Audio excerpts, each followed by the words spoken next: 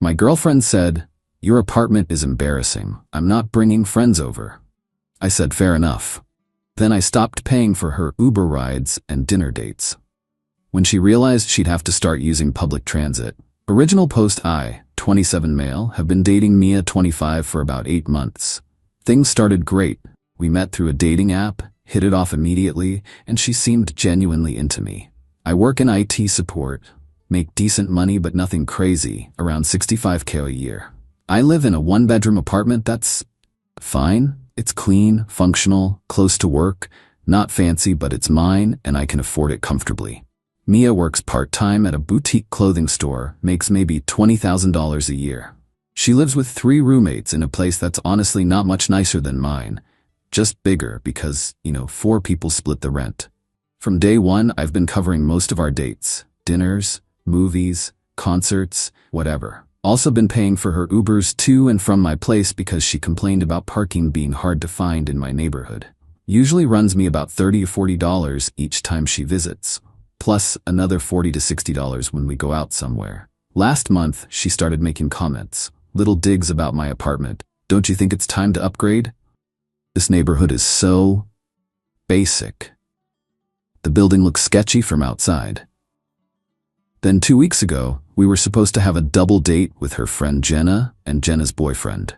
Day of, Mia texts me, "Can we do dinner somewhere else instead of your place? Your apartment is kind of embarrassing. I don't want to bring my friends there." I stared at that text for like 10 minutes. Embarrassing. My perfectly adequate apartment that I pay for myself while bankrolling her transportation and entertainment. Me, fair enough. Let's just meet at the restaurant then. Perfect. Can you send me Uber money? It's surge pricing. Actually, I think you should start handling your own transportation from now on. See you at 7. Radio silence for 20 minutes. Then, what? Are you serious right now? Very. If my place embarrasses you, we should probably reevaluate our financial arrangements too. I'll just take the bus then. This is ridiculous. Sounds good. Restaurant is downtown, bus stop is 2 blocks from your place. She showed up 45 minutes late, hair slightly frizzed from the rain. Yeah, it started drizzling, and she didn't have an umbrella because she never needed one in an Uber. Her friend Jenna kept shooting me confused looks all night, while Mia was visibly seething, but trying to keep it together in front of them. When the check came, I paid for mine, and Jenna's boyfriend paid for him and Jenna. Mia just sat there staring at her portion of the bill like it was written in hieroglyphics. I didn't bring my card," she whispered. "There's an ATM across the street," I said, taking a sip of water. Jenna ended up covering her, and the look Mia gave me could have melted steel. That was 2 weeks ago. Since then, I've stuck to my guns. No more Uber money. We split every bill. She's been taking the bus to dates and showing up late to most of them. She tried the whole "I forgot my wallet" thing twice more. Both times I just shrugged and said we could wait while she went to get it or hit an ATM. The texts have been something, ranging from "you're being petty" to "this is financial abuse" to "I was just being honest about your apartment." Yesterday she said we need to talk. Meeting her tomorrow. Pretty sure I know where this is going, but honestly, I'm oddly at peace with it. If my adequate apartment and expecting her to pay her own way makes me undateable, then maybe I've been dating the wrong person. We'll update after tomorrow's talk. Update 1. Holy hell, yesterday's talk went exactly nowhere near where I expected. Met Mia at a coffee shop. She took the bus, arrived 20 minutes late and complained about it for the first 5 minutes. I bought my own coffee. She glared at me and got a water. Free water. Her. "This is insane, Derek. You're punishing me for being honest." Me. "I'm not punishing anyone. You said my place was embarrassing. I accepted that and adjusted our arrangement accordingly." "What arrangement? You're my boyfriend. You're supposed to take care of me." "Take care of you? You're 25, not 5. You have a job. A part-time job. You know I'm trying to focus on my influencer career." Side note, she has 1,800 Instagram followers, and her last sponsored post was for some teeth whitening kit that paid her $50. Right. Well, if we're being honest, since that's what started this, I can't afford to subsidize your influencer career while you insult my living situation. Then she hit me with this gem. Her. Garrett never made me pay for anything. Garrett is her ex. The one she told me was toxic and controlling. Apparently, Garrett also had a 2-bedroom condo in the trendy part of town. Then maybe you should date Garrett. Maybe I should. At least he knew how to treat a woman. Okay, we're done here. Started to leave, and then she went full meltdown mode. Started crying, loud enough that other people were staring. Her, you can't just leave. We're having a conversation. Me, no, you're having a tantrum. I'm going home, to my embarrassing apartment. Left her there. She blew up my phone. 63 texts over the course of 4 hours. Everything from calling me cheap to saying I'm abusive to begging me to reconsider to threatening to expose me on social media. I didn't respond to any of it, but here's where it gets wild.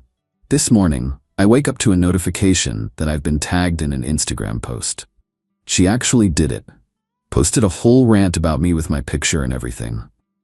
Let me paraphrase the highlights. Ladies, this is why you should never date broke men who pretend to have money. Love bombed me for months, then turned financially abusive when I gave him constructive criticism about his living situation. He forced me to take public transportation in the rain and refused to pay for my dinner in front of my friends. Classic narcissist behavior. Know your worth, queens. The comments were mixed. Some of her friends were supportive, but one hero commented, "Girl, didn't you say last month he took you to that $200 dinner for your birthday?" She deleted that comment real quick. Then my phone started ringing. Unknown number. It was her mom. Mom, hello, is this Derek? Me, yes. Mom, I'm calling about your treatment of my daughter. Okay? She tells me you've cut her off financially and are making her take the bus like some kind of person who takes the bus. She's an adult with a job. I'm not obligated to pay for her transportation. When a man dates my daughter, he should be prepared to provide for her. That's what a real man does. Ma'am, your daughter called my home embarrassing and refused to bring her friends there. Why would I continue paying for someone who's ashamed of me? She was trying to help you improve. By insulting me? You're clearly not mature enough for an adult relationship. You're right, I'm not mature enough for whatever this is. Have a nice day. Hung up. Blocked Mia on everything. Blocked her mom's number. Then, about 2 hours ago, her roommate Natalie, who I've met a few times and seemed cool, messaged me on Facebook. Hey Derek, I'm really sorry to bother you, but did you and Mia break up? She's been screaming at us to lend her Uber money to go to your place and make you see sense, and we're all kind of freaked out. Also, she hasn't paid her portion of utilities in 2 months and keeps saying you were supposed to help her with that. I responded, we're broken up. I never agreed to pay her utilities. If she shows up at my place, I'm calling the cops. You might want to find a new roommate. Natalie, already looking. Sorry this happened. For what it's worth, your apartment seemed totally normal when I saw it. So yeah, that's where we're at. My embarrassing apartment is now my peaceful sanctuary again. No more $40 Uber rides for someone who was ashamed to be seen here. No more $60 dinners for someone who thought I was beneath her. The entitlement is genuinely mind-blowing.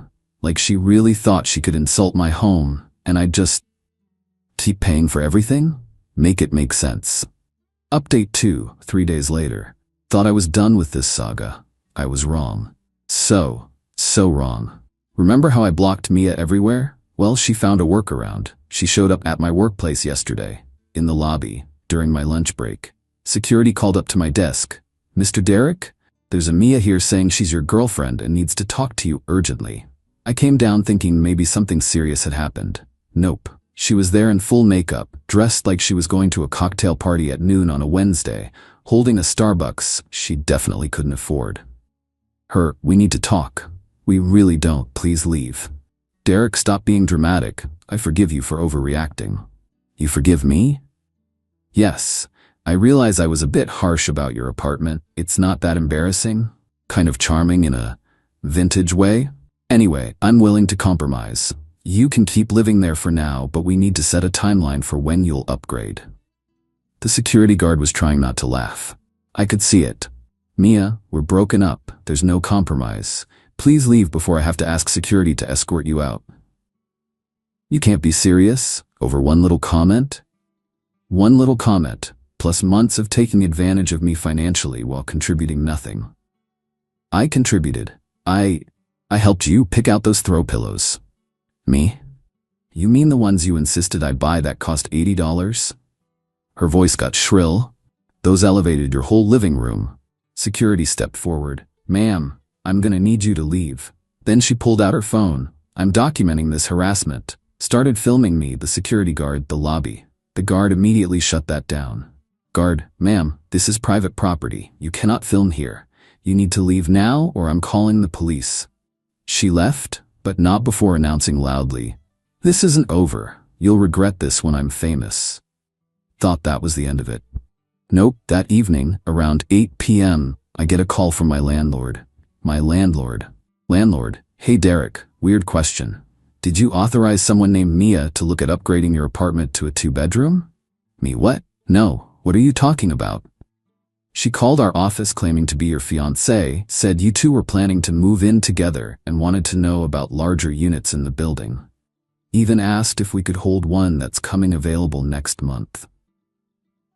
We dated for 8 months and broke up 3 days ago. She has no authority to do anything regarding my apartment. Figured something was off when she asked if you could sign the lease, but she could be listed as primary resident for her business purposes. I'll make a note in your file that she's not authorized for any changes. Me, please do. And maybe let your staff know not to give her any information. Already done. Sorry about this, man. But wait, there's more. This morning I woke up to texts from 3 different credit card companies about applications. Applications I didn't make. With my information, but her phone number and email as contact. Spent my entire morning on the phone getting those flagged as fraudulent and putting a freeze on my credit. Then Natalie, the roommate, texted me. Heads up, Mia's been telling everyone you two are back together and moving in together next month. She's already trying to sell her bedroom furniture and saying you're going to cover her rent until the lease ends. We told her that's insane, but she's convinced you're just playing hard to get. Also, she somehow got a credit card. She's been bragging about it. I immediately called the police non-emergency line to start a paper trail. The officer I spoke to said unless she actually successfully opens accounts or makes purchases, it's hard to press charges, but they documented everything in case it escalates. Then, because the universe has a sense of humor, my buddy Tom called. Tom, dude, why is your ex at the Mercedes dealership? What? I'm here getting my car serviced and she's at a sales desk filling out paperwork. Heard her say something about her boyfriend wanting to surprise her, but needing her to handle the documentation. Me, call the police. Now, I'm on my way. Rushed over there. By the time I arrived, the police were already there, and Mia was in full victim mode, crying about a misunderstanding and how I always talked about getting her a car. The salesperson looked relieved when I confirmed I'd never met him before and had no intention of buying anyone a car. They'd already run her credit, the new fraudulent card she'd somehow gotten approved for, and were about to process a lease when Tom intervened. Officer took her statement, which changed 3 times while I was standing there, and then informed her she was being charged with identity theft and attempted fraud. The meltdown was spectacular. This is entrapment. He set me up. He made me do this. Ma'am, no one forced you to fraudulently attempt to lease a vehicle. He psychologically manipulated me. I'm traumatized. I need my emotional support person. Officer, you can call them from the station. As they were putting her in the car, she screamed at me, "My mom is going to sue you." The car salesperson turned to me. In 20 years, that's the wildest thing I've seen, and I once had a guy try to trade in a stolen tractor. So now I'm home in my embarrassing apartment with a police report number, a fraud alert on my credit, a no-contact order being processed, and a newfound appreciation for being single. Natalie texted me an hour ago. Mia's mom just called us screaming about bail money. We all said no. She said we're all going to be sorry when Mia's Instagram career takes off and we're not part of her journey. I can't move out fast enough. I'm getting security cameras installed tomorrow. My lease isn't up for 8 months. But I'm actually thinking about moving just to make sure she doesn't know where I live anymore. The embarrassing apartment doesn't feel so safe anymore. Final update 2 weeks later. So the aftermath. Mia got charged with identity theft, attempted fraud, and harassment. Her mom bailed her out after 2 days, apparently had to borrow the money from multiple relatives who are all now very aware of why. My lawyer, yes, I had to get one, worked out a plea deal where she got probation, mandatory therapy, and has to pay restitution for the credit monitoring services I now need for the next 2 years. Plus, the no-contact order is permanent. But the entitlement didn't stop there. During the court proceedings, her lawyer actually argued that I had established a pattern of financial support and then abruptly withdrew it, causing emotional distress that led to desperate actions. The judge looked at him like he'd grown a second head. Counselor, are you seriously arguing that your client committed fraud because her ex-boyfriend stopped paying for her Uber rides? When taken in context of their relationship dynamics, the context of him paying for things while they were dating? That context. Even better, Mia's mom tried to approach me outside the courthouse. I hope you're happy. You've ruined her life over petty revenge. Me, she tried to steal my identity to buy a Mercedes. She was obviously cry for help. You drove her to this. My lawyer, ma'am, you need to step away from my client now. She loved you. She was trying to build a future with you. By calling my apartment embarrassing and demanding I upgrade it, she had standards you clearly couldn't meet. My lawyer, okay, we're done here. Plot twist though, remember Natalie, the roommate? She reached out last week with some tea. Turns out, Mia had been doing this for years. Natalie did some digging after everything went down and found Mia's old roommate from 2 years ago. That girl had similar stories.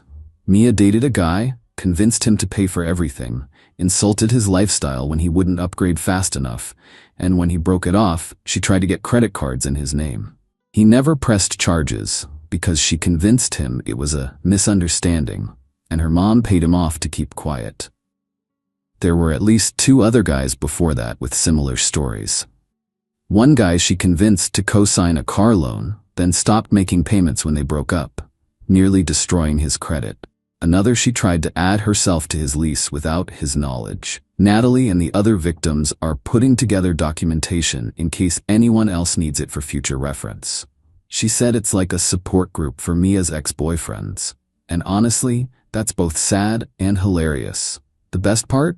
Mia's influencer career completely tanked.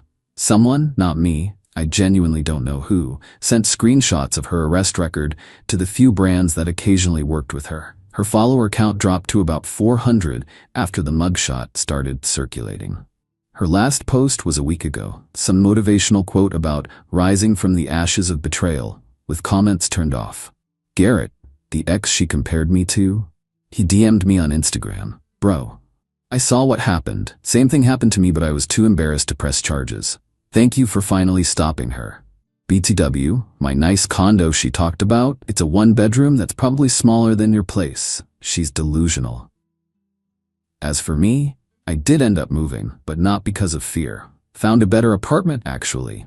Similar size but better location, and funny enough, only $50 more a month. All that money I'm not spending on someone else's Uber rides and dinners made it easily affordable.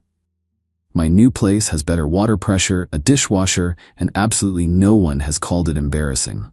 My buddy Tom helped me move and said, dude, the peace of mind alone is worth the upgrade. He's right. I'm sitting here in my not embarrassing apartment, credit monitored but intact, legally protected from my ex, and honestly, best $50 a month I ever spent. Not on the apartment itself, but on the lesson that when someone shows you who they are, entitled, manipulative, and willing to insult you while taking your money, believe them the first time. Oh, and Natalie? We grabbed coffee last week to exchange documentation about Mia. She's cool, funny, and thinks my new apartment is totally normal and actually pretty nice. We're grabbing dinner on Friday. She's insisted on taking an Uber there herself and splitting the check. Maybe something good came out of this disaster after all. The ex who said my place was embarrassing while she couldn't even afford bus fare? She's now living with her mom, on probation, with destroyed credit and a criminal record. My embarrassing life, it's looking pretty damn good from where I'm sitting. Funny how that worked out.